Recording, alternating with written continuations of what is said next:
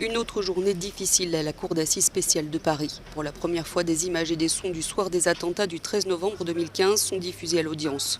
30 secondes douloureuses pour les parties civiles après ce moment choquant de la prise de parole mercredi du principal accusé du procès, le franco-marocain Salah Abdeslam. Le seul membre encore vivant du commando, qui a fait 130 morts et des centaines de blessés, a parlé pendant 5 longues minutes. Masque noir baissé sur sa barbe garnie, il a donné sa définition des terroristes djihadistes ou radicalisés. Ce sont, je cite, des musulmans qui représentent l'islam authentique. S'en prenant à la politique française au Moyen-Orient, il a déclaré « François Hollande savait les risques qu'il prenait en attaquant l'État islamique en Syrie ». Ce qui a bouleversé de différentes manières les parties civiles, c'est la justification froide de ces actes. On a attaqué la France, visé la population, des civils, mais il n'y avait rien de personnel. Des propos qui ne passent pas, inacceptables, incohérents, sales, ce n'est pas entendable, clament les associations de familles de victimes, les survivants, les avocats. Certains ont réagi avec colère.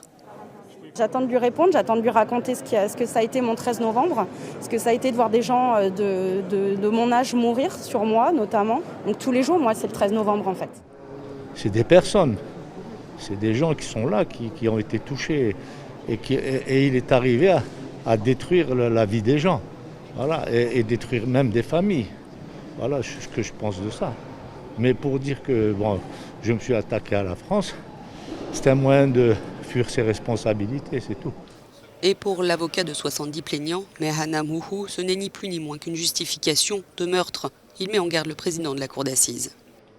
Il ne faut pas que la Cour soit une tribune pour son fanatisme. Il ne faut pas que la Cour soit une tribune pour sa propagande. Ça, il faut vraiment faire attention. Et je pense que c'est ce qu'il va essayer de dérouler. Il a commencé à le faire en 3 minutes, mais il va le faire sur 9 mois. Et ça, c'est la vraie difficulté.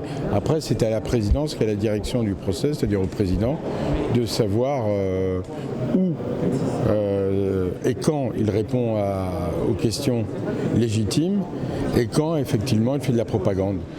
Les 3 jours d'audience qui viennent sont consacrés aux constatations des scènes de crime au Stade de France, au Bataclan et sur les terrasses. Même si ce n'est que 30 secondes de son et d'image, certaines parties civiles ont déjà dit qu'elles préfèrent ne rien voir, ne rien entendre.